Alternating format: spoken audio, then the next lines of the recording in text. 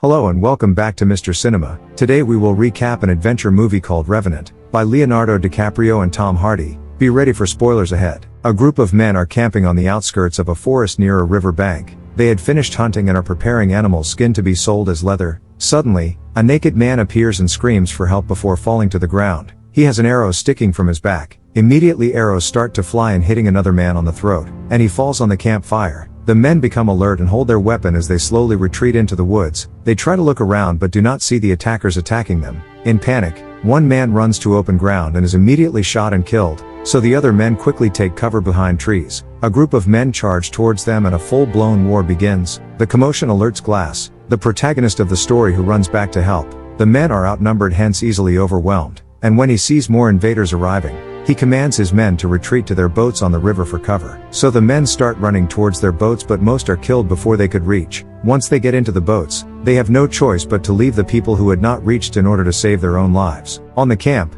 the attackers ravage and collect anything valuable from the dead bodies. They are the Re-Indians from the indigenous tribe of America, and are searching for the chief's daughter who was kidnapped by the European invaders. On the boat, Glass and his son Hawk are holding their weapons on high alert. They are among a handful of people who managed to escape with their lives. Some have life-threatening injuries and others succumb to their wounds. Glass is the navigator, as he had spent a lot of time in this woods. He suggests that they should abandon the boat as he is sure the Re-Indians would outflank and ambush them downriver. But Fitzgerald is not having this plan, as the idea of going back on land where the Re-Indians are and adding weeks to their journey sounds very stupid to him. But the captain had made up his mind, so they disembark from the boat together with their pelts. Fitzgerald is still complaining as they carry the pelts up the cliff. As he is more concerned about losing the pelts than losing more life, he turns his attention towards Glass's son Hawk, who is half Native American, and starts hurling insults towards the boy. But Glass keeps his cool and does not overreact while defending his son. Later on that evening, they release the boat downstream in order to divert attention from them in case they were being followed. It turns out, Glass was right and his plan worked, as the Re-Indians had followed and intercepted the boat downstream, but no one alive was on board. On the other side, Glass and the other men track onwards on foot. They carry the heavy pelts through the dense floor as rain fall on them. And when the rest are fast asleep and resting, Glass patrols the woods to check for potential danger, as it was his habit. Suddenly, he sees some bear cubs walking by, and he holds his gun to his face as he knows the amount of danger he is in.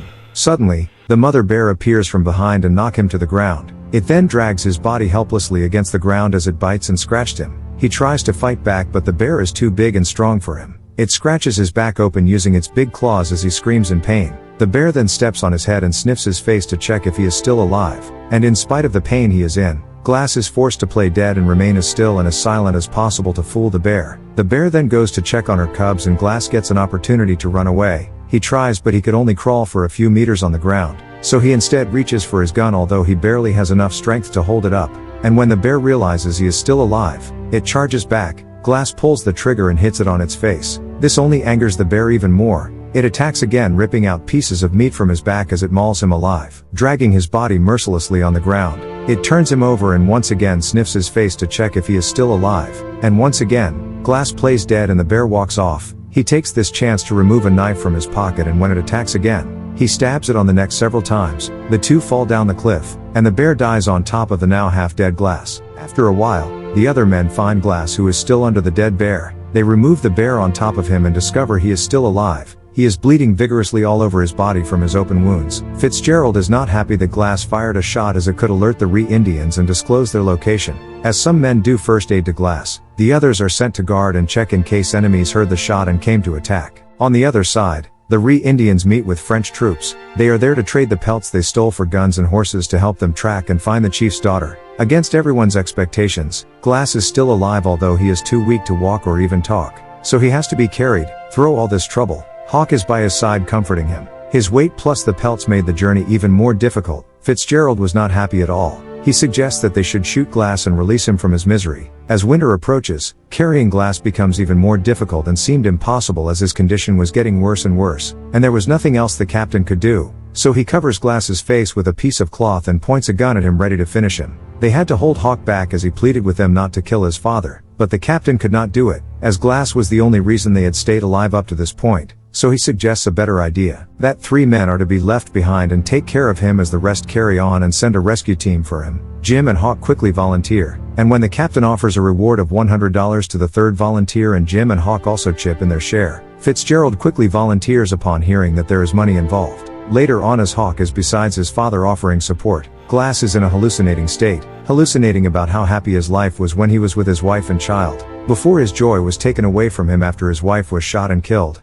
and his son's face was burnt by invading forces. On the other hand, Fitzgerald is digging a hole in the ground a few meters from where they were resting. Later on, when others were away, Fitzgerald sees a chance to actualize the plan he had all along. He had planned to kill Glass. He approaches and offers Glass a chance to end his suffering, and all he has to do is blink if he agrees. He argues that if the Re-Indians are to catch up with them, no one will survive, including his son Hawk. So Glass agrees and blinks, and without hesitation, Fitzgerald tightens the ropes binding Glass to limit his struggles, and then put a piece of cloth in Glass's mouth and covers his nose to suffocate him to death. But suddenly, Hawk appears and immediately hits Fitzgerald on the head with his gun, and begins calling out for Jim to help, but Jim is too far away to hear his cries. Fitzgerald overpowers the boy and pushes him against the tree while covering his mouth. He then proceeds to stab him on the stomach, all as Glass watches. Hawk falls to the ground bleeding and dies. He is then pulled away by Fitzgerald, who wants to hide his crime. Glass tries to scream but no sound come out. He could only watch the horrendous act unveil. When Jim comes back, Glass tries to report Fitzgerald but no words come out of his mouth. And when Jim asks about Hawk,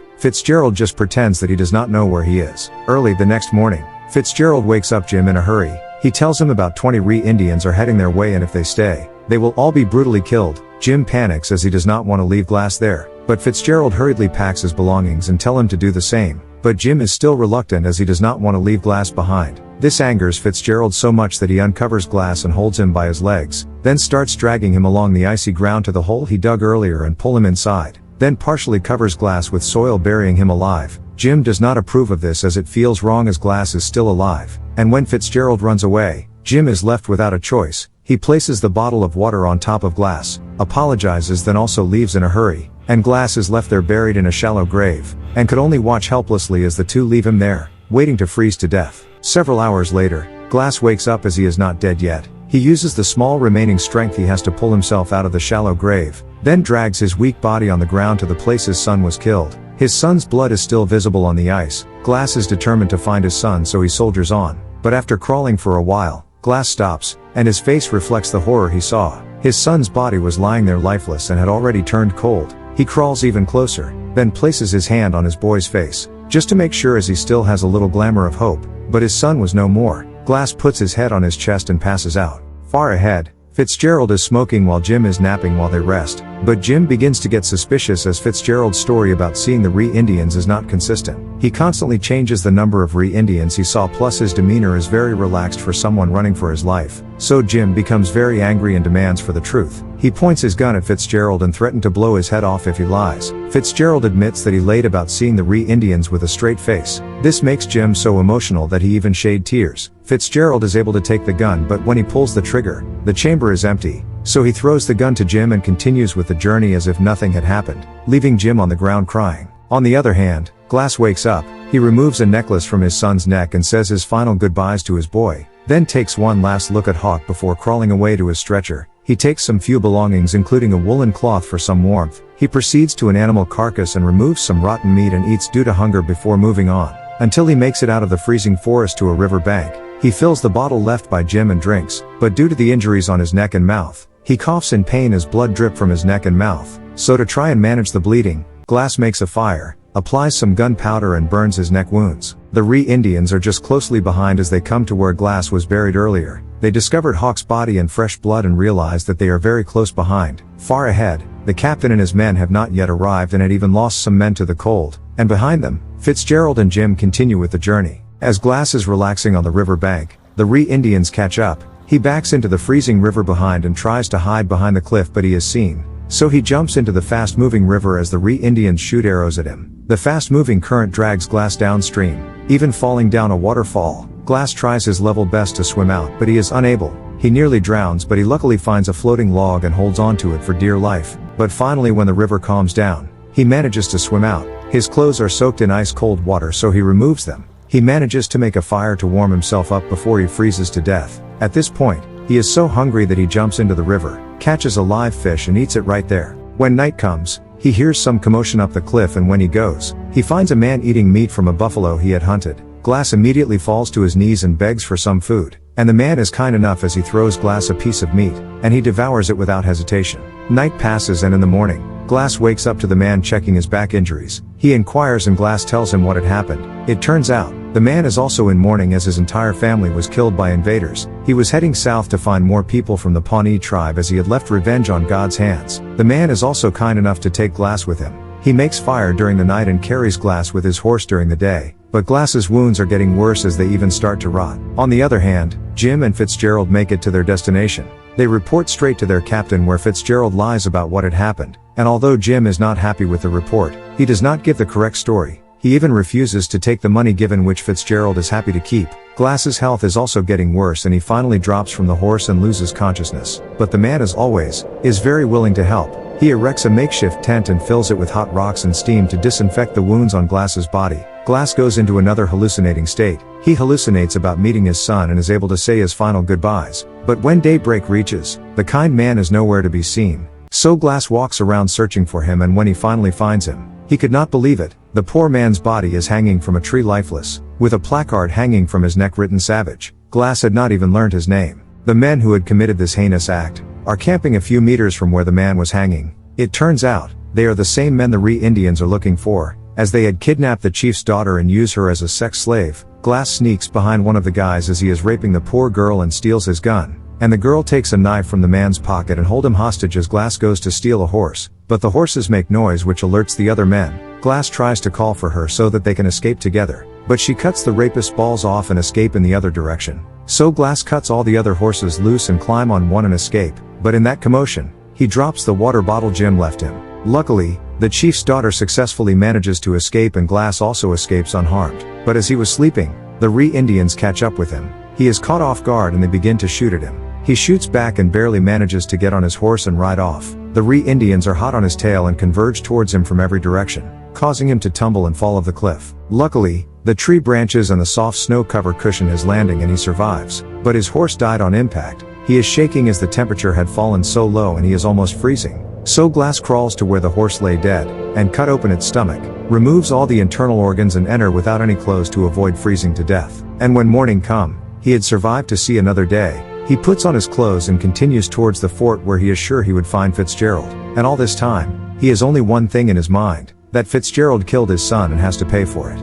At the fort, a tired white man comes to seek refuge. His men had all been killed by the Ree Indians and he is the only one who survived, but he had a very unique bottle with him. A bottle which looked exactly the same as what Jim had left Glass with when they buried him, which Jim quickly notices, and when the man is asked, he said a man dropped it after stealing their horse, and Jim immediately knew it as either Hawk or Glass. So the captain organizes a rescue party and they set off to look for whoever, and for Fitzgerald, his face could easily sell him as he looks very worried. And after riding for a while, a weak and tired man emerges from the darkness, and immediately Jim saw who it is. He could not believe his eyes. The paralyzed man who they had buried alive and left him there to either bleed to death, starve to death or freeze to death was in front of him. And when they ride back into the fort, the captain goes straight to look for Fitzgerald as he had been told the heinous crime he committed. But Fitzgerald is nowhere to be seen. He knew the punishment for murder was death by hanging and there was no way he could wait around for it. He had even stolen all the captain's money and fled for Texas where he wants to restart his life afresh. Glass is taken to the nurse to treat his infected wounds, but all he could think about is the man who took the only thing he cared about away from him. The captain tries to convince him not to go after Fitzgerald as he could die, but Glass is not afraid of death, and when he becomes too adamant, the captain offers to accompany him as he chases after Fitzgerald. So after Glass refreshes, they both take horses and go after the murderer. Glass is sure that Fitzgerald is not that far as he does not know the area as well as him, and before long they catch up. The two split so as to cover more area. Glass finds traces of fire at a camping site where Fitzgerald was and immediately confirms he is not far. On the other hand, Fitzgerald comes out of his hiding spot pointing a weapon towards the captain, and when the captain tries to reach for a gun from his waist, Glass hears a shot being fired. He quickly gets on his horse to investigate, only to discover the captain's body lying on the snow. He sees an avalanche from the mountains and immediately knew it was Fitzgerald, so he comes up with a plan. He first cuts a tree branch and then continues with the journey in an open area. And when Fitzgerald spots him from his hiding spot, he snipes and shoots the man riding the front horse and thinks he had killed Glass. And when he goes closer, Glass shoots him on the shoulder. He was pretending to be the dead body and had propped up the captain's body with the tree branch. Fitzgerald runs trying to escape from Glass, but Glass quickly takes his gun and run after him. He tries running down the slope covered in thick snow, but Glass follows him closely behind. They enter into a scattered tree forest and Glass remains on high alert, ready for anything.